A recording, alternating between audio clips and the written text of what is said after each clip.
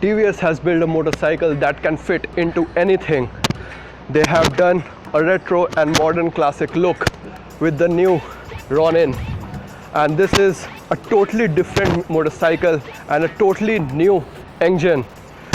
This motorcycle has not been categorized into anything. You can do the off-roading, you can do the touring, you can do the commuting. That's what the TVS says.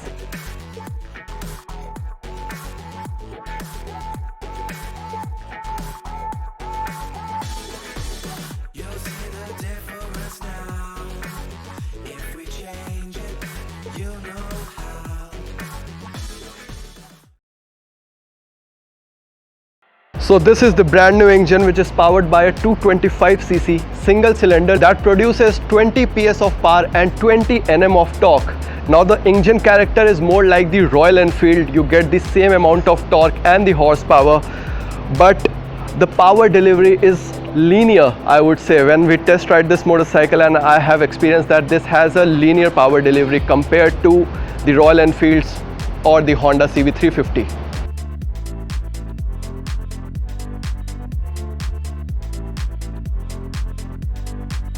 The biggest difference between the Royal Enfield and the TVS Ronin is the weight category. Now this bike weighs around 160 kgs wet.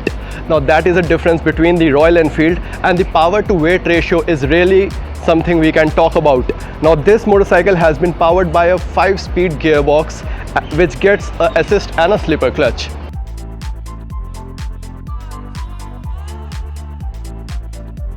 Well, the new TVS logo design on the headlight looks absolutely premium. Now this T reminds me of the Triumph, but TVS has done something totally different for this headlight, and it gives you a premium sense. Plus you get these LED indicators. Let me turn it on, and the design of these indicators are also really good. Plus TVS has invested in Showa for the front suspension, and you get a USD fork in front.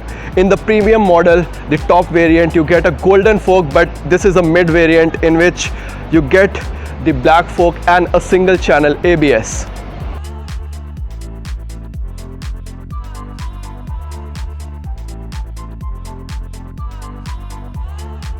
You get the 17-inch front and rear alloy wheels, which has the block pattern tires, and that is from the TVS itself.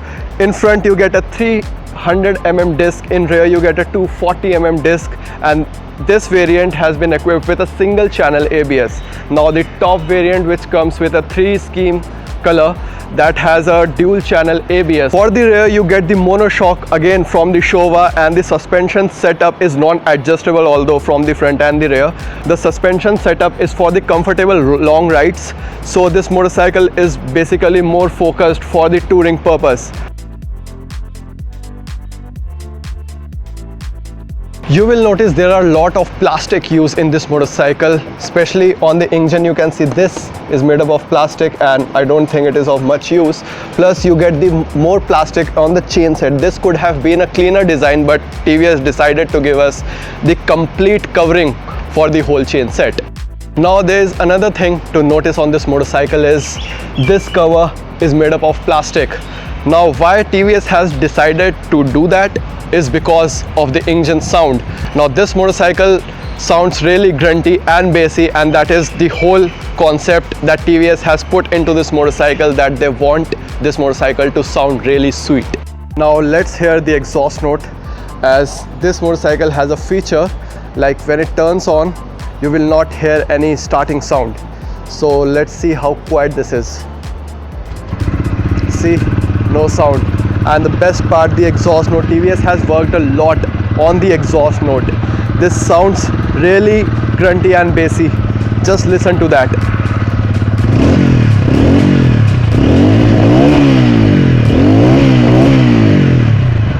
So TVS has worked a lot on this, and this is the main feature, I would say, the main attraction, the exhaust note.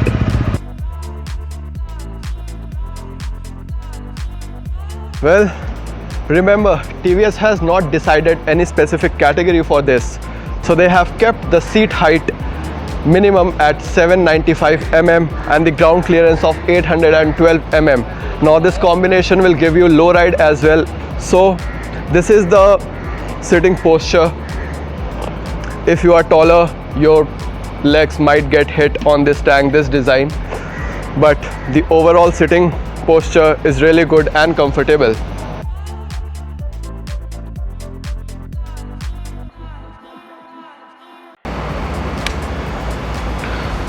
So this is the complete digital display of the TVS Ronin. Quite nice, and you can see the visibility of this display is really good, and there has lot of information as well. Now you can see this is the neutral switch. You have the odometer as well, like odometer 1 kilometer. You have the kilometers here just below the odometer.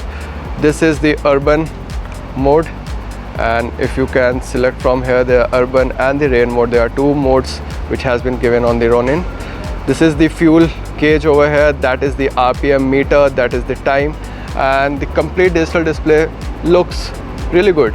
Plus this is the ABS light, like whenever the ABS is turned on, it will turn off. This is the neutral light, this is the engine light, this is the fuel indicator. Now we get a nice wide handlebar over here. The switch qualities are also really nice. This is the mode button from where we can change the urban and the rain mode, you can see. So this is the mode button. Let's see if we long press it, anything happens. No, nothing. Even if we long press this button, nothing happened. Yeah, this is the button for the trip. Here you click, you get a trip A, trip B, and the total kilometers.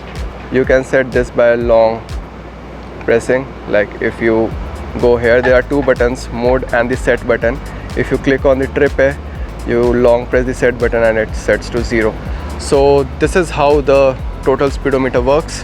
Plus, as I said, talking about the handlebar, you get a nice handlebar, nice wide handlebar. These are the quality switches. You don't get a low quality. Well, I felt that quite nice. The quality wise TVS has improved. This was the horn button. Now you get the hazard light as well. You get the hazard light here. So this is another useful feature.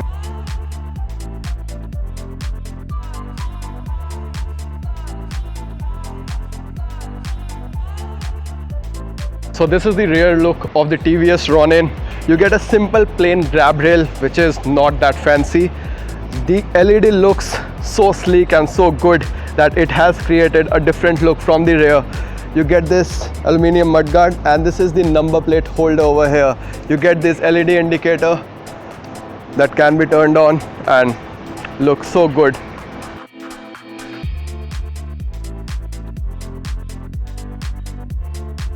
Talking about the fuel tank, you get a nice 14-liter capacity of a fuel tank that will return you approximately 30 to 35 km per liter of an overall average on this motorcycle.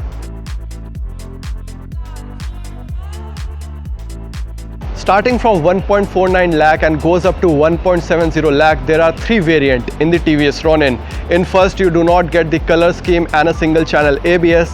In the second model, you get the color scheme but not the dual channel ABS. In the third model, you get a 3-tone color scheme and a dual channel ABS. Now this is the mid variant, and this motorcycle competes with the Royal Enfield Scrambler, the Honda CB350 and the Dominar 250. Now why these three motorcycles? Because the Scramblers first, this motorcycle is more inspired from the Scramblers, and the Dominar 250 because this motorcycle is more focused for the touring purpose. What do you think about this motorcycle?